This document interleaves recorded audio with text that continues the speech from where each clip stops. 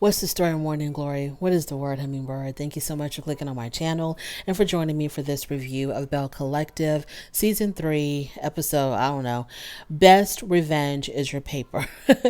So, did they get clearance from Beyonce to use that line in their title? Because moving on, Letitia. That's where we're starting off. So Letitia is meeting up with her mom and her son at the pizza parlor.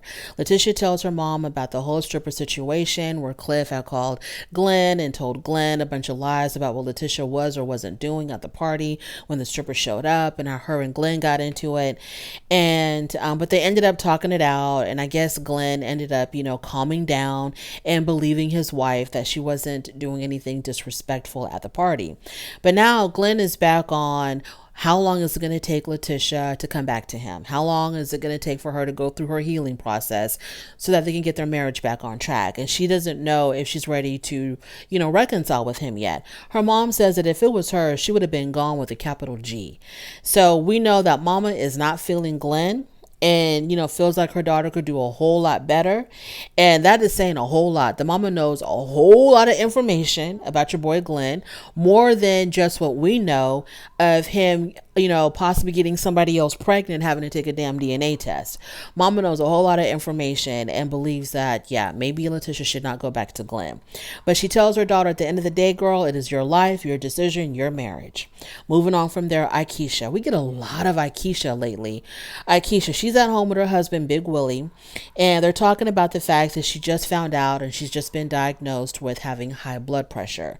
And this is the reason why she's been having so many consistent headaches. So she has been keeping her health problems from her husband because I guess she didn't want him to worry. But, now she has to let him in and let him know what's going on.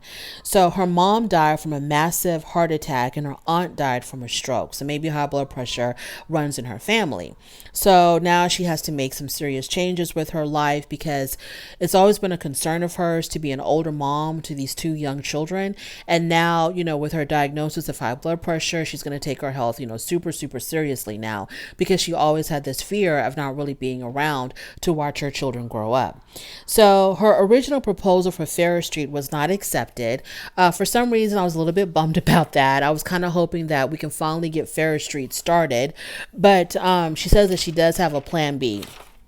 I forgot what that plan B was, but she does have a plan B to get Ferris Street going. Moving on from there, JJ. So his daughter Star comes over with her husband and the brand new baby, and I guess they want us to believe this is the first time that JJ has seen his grandson.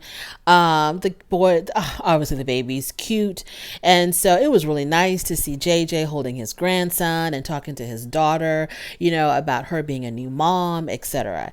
So, what did I write here? Okay, so JJ asks his daughter Star, so when are you gonna let Gucci see the baby? And Star goes, one day, which means next to never. So Star, and obviously she's not fooling with Gucci right now because Gucci had filed criminal charges against Selena for the fight that they had at Latrice's wig event. So obviously the girls are not feeling Gucci right now, and it's going to be that one day. It ain't going to come around for maybe 4, 5, 6, 7, 8, 10 years before Gucci lays eyes on that baby. Yeah, you file criminal charges against my mom, trying to put my mom in jail. No, you ain't seeing my baby. Absolutely not. I cannot believe Gucci filed criminal charges against Selena. I can't believe that. Because oh my God. Oh man. But we didn't really get to see exactly like what happened in that fight. Cause you know how it is. The camera gets really jerky. A whole bunch of people start stepping in. And so I don't know, but I just can't believe she did that. Anyways, moving on.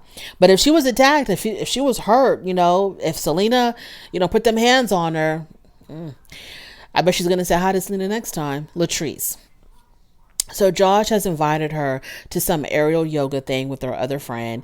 And after they do the whole aerial yoga thing, Latrice tells Josh that she felt really betrayed when Josh told Akeisha what was going on between her and her husband Cliff. Because, Latrice was confiding in Josh about her marital problems. And then Josh went to go tell Akeisha. And the way that Josh phrased it, he was like, this has really been bothering me. I got something on my mind. As if, taking on the burden of listening to Latrice's marital problems has affected him. And so he's just going to his friend Akeisha to talk about how he's so bothered about this information that he's been carrying. So, bottom line, Josh just wanted to gossip. He just wanted to gossip about Cliff and Latrice and their crazy upside down marriage. So, Josh said that he went to Akeisha because he felt comfortable with Akeisha. And Latrice says, you know how these women are. You know how they are with me, how they treat me, and what's been going on between me and them. And these are not the type of women that I would want them to know what's going on in my marriage. She goes, you can go tell anybody that you want about things that we've talked about, but I don't want you talking to no Belle about my situation with Cliff, because these women, they don't see it from me. And so, Josh is a little bit defensive, kind of like, he had the right to talk to his friend about his problems. But at the end of the day, Josh knows the what's up. He knows that he was just gossiping about Latrice and Cliff, and he knows that he was wrong for going to Akeisha for that. That's all that is. So they both agree that from now on, if they have an issue with one another, they're going to go to one another. Moving on from there, Akeisha. So she meets up with Gucci for a walk. She's trying to get more healthy.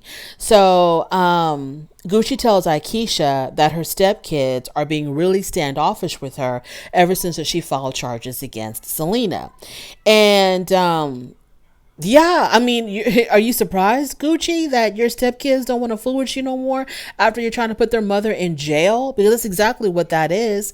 You can't be filing charges against somebody for assault and think that the police are just going to give her a real good talking to. No, they're going to try to put her in jail. They're going to prosecute her to the fullest extent of the law. And this is going to be all you're doing. Yeah, so her kids right now, they kind of hate you. So Akeisha then tells Gucci about her blood pressure and how she wants to get her health in check. And she's going to have another doctor's appointment in Jackson, and she wants Gucci to go with her. Then they talk about Cliff calling Glenn and telling Letitia. And even Akeisha said that Letitia didn't do anything bad at the party. She wasn't throwing money at the stripper. She wasn't touching on the stripper. She wasn't doing anything wrong at the party. So Akeisha said that Glenn is deflecting, Glenn getting mad at Letitia about what happened or supposedly happened at the party. His anger towards Letitia, it was just him deflecting because he's up to no good himself. And I was like, Akeisha, those are the truest words you've ever spoke. Yes, indeed. For him to get mad at his wife, because your wife, okay? Your wife. And Cliff, okay? He's a walking alcoholic. So for you to get so mad at your wife, it just seems like it's because that you're not up to snuff as a husband. So you're just trying to put some pressure on her, put some meat on her, so she ain't thinking too much about what you're doing since y'all been separated. Moving on from there, the couple's date. So Akeisha had arranged a dinner date with Cliff and Latrice and Gucci and JJ, but she told each couple that it was just going to be a double date with her and Big Willie. She didn't let them know that all of them were going to be meeting up. So the other two couples arrived first, and I'm pretty sure Akeisha did this on purpose, to see how things were going to go between Latrice and Gucci. So the other two couples arrived first. They're both couples are surprised to see the other there because they thought that they were just going to be meeting up with Akeisha and Willie. So of course it's kind of tense in the beginning.